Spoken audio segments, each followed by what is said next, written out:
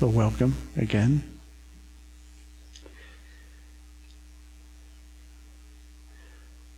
So I'm going to give a short message. Some of it I'm going to read from a Christmas letter that I wrote that will be sent out to everyone. Then I'll make some comments along the way.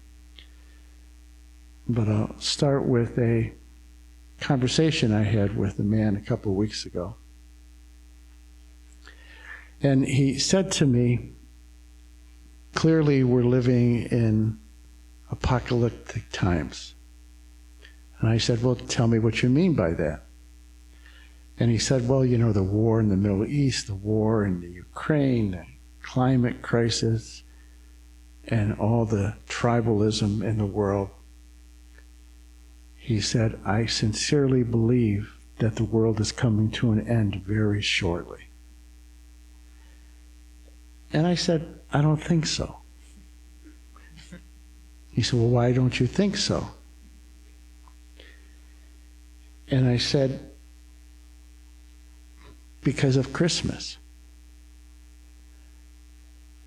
And he looked at me and said, what do you mean by that? I said, well, what does Christmas celebrate?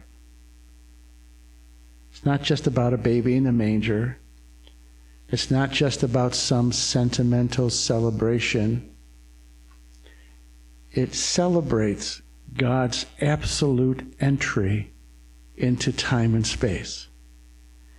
God's absolute entry into the human arena, into human history. And I said, if that's true, and I sincerely believe that's true, then what that means is that God is the Lord of history. Regardless of what it looks like at this moment in time, God is the Lord of history. And eventually God is going to bring history to its conclusion, meaning the full embodiment of the Christ consciousness in time and space. In other words, love and light are going to win because God is the Lord of history. So in that spirit, I'll read you a quote from Teilhard de Chardin. He was a scientist and a Jesuit priest, and he taught a lot about the evolution of the human race. Quote, Christmas is the day on which humanity celebrates the birth of the most humble and the most powerful of beginnings, the Christ child who is God. It is the day when heaven touches earth and the divine light shines through the darkness of our world.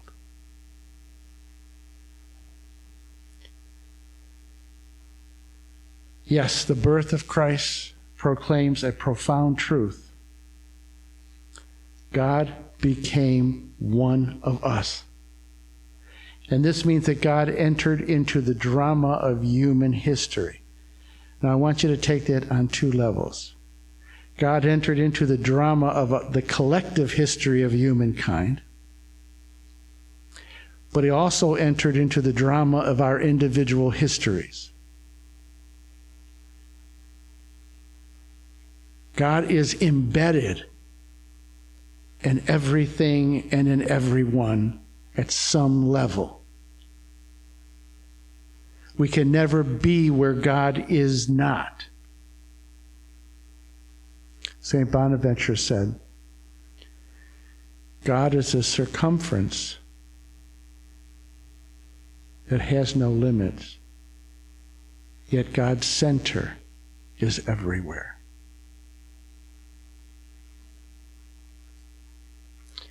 God entered the drama of human history and our lives not as a passive observer, but as the guiding force within the evolution of humankind on planet Earth.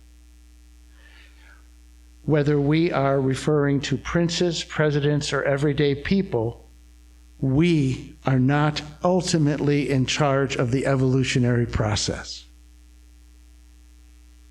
You know, in Christianity, they talk about the lordship of Jesus.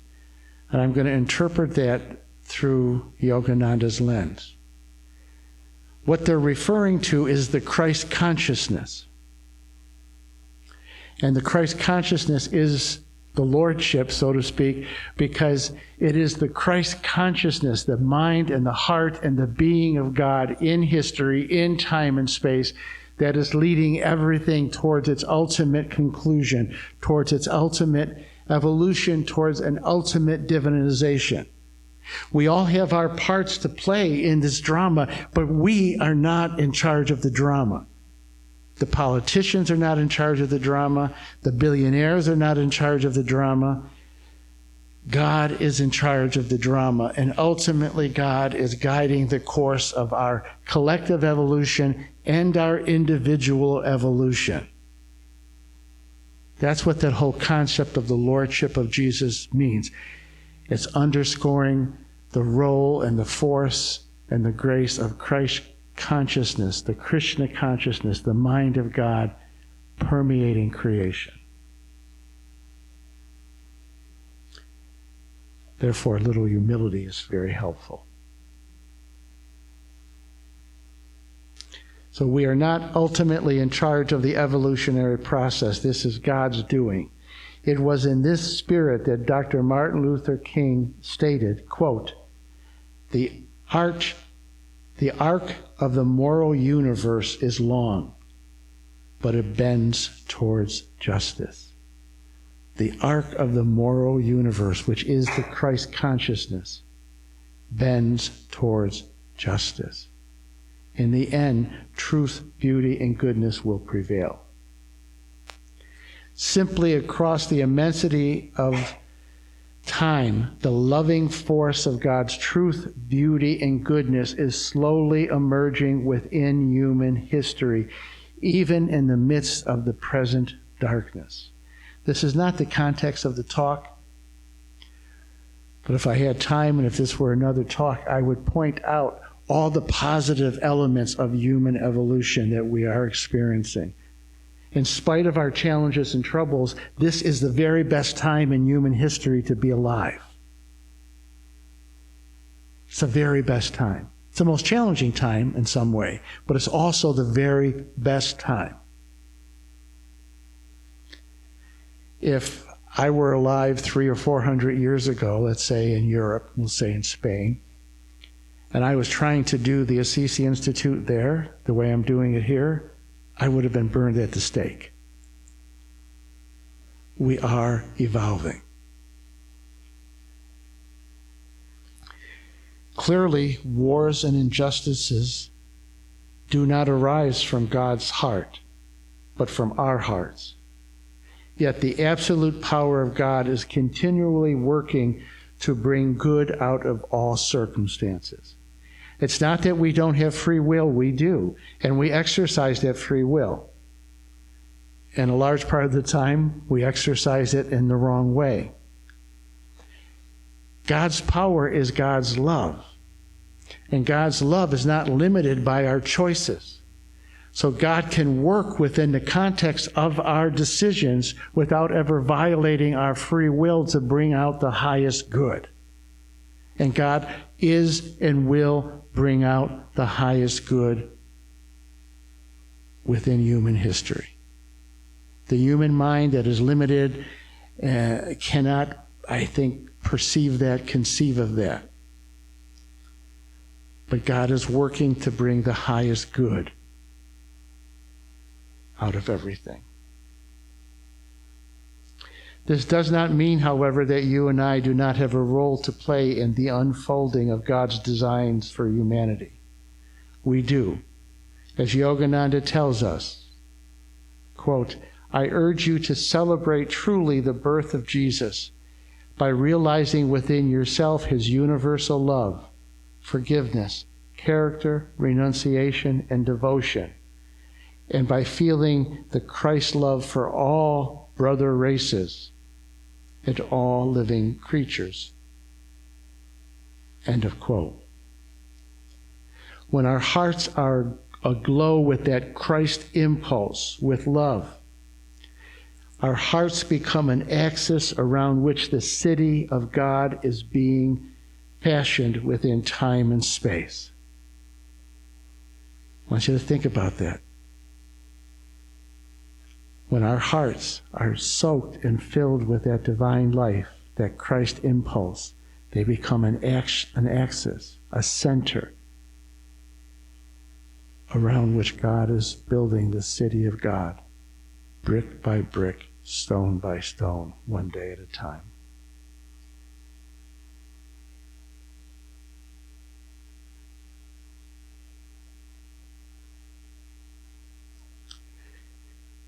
Clearly, wars and injustices do not arise from God's heart, but from our hearts. Yet the absolute power of God's love is continually working to bring good out of all circumstances.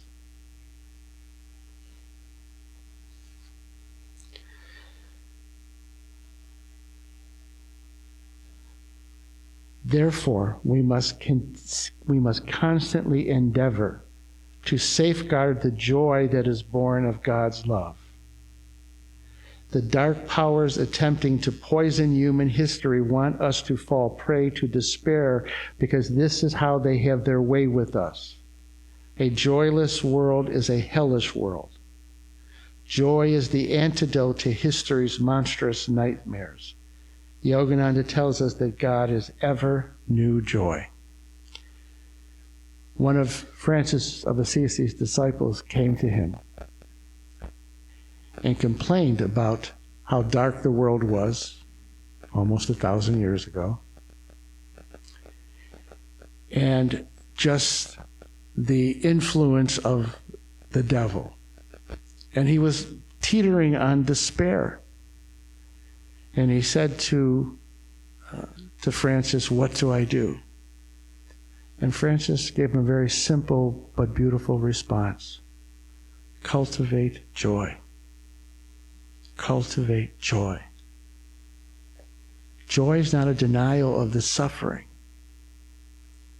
But if that despair overwhelms us, what do we have to give the world? Nothing. The world needs hope. Hope arises from joy. In the Catholic world, today is the third Sunday of Advent. See if I can get the Latin word right. It's Gaudete? Gaudete Sunday. And what that is in Latin, it's the command to be joyful. It's the command to be joyful. Joy is like a bright light that extinguishes the darkness. And some days we have to choose to be joyful. We have to look for the good. We have to celebrate the good. We have to pray and meditate and pull that joy out of the depths of our soul. We have to make a choice. But again, that joy is the light that extinguishes the darkness. I have a quote from Valentin Tomberg on the Christmas miracle. The birth of Christ is not only an event that happened once in history, but a perennial spiritual reality that can be experienced with each human being. We don't just honor Christmas past. Christmas is meant to be a living reality where that Christ impulse that was one with Jesus takes form within us every day of our lives.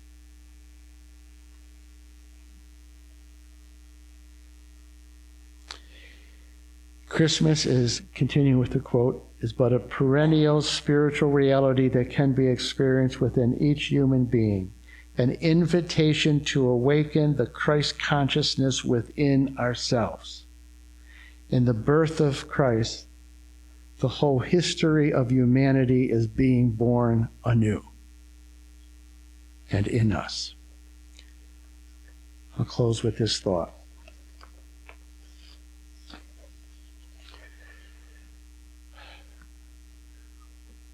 Without Mary, without the Blessed Mother, without the Divine Mother, there would be no Christ, there would be no Jesus.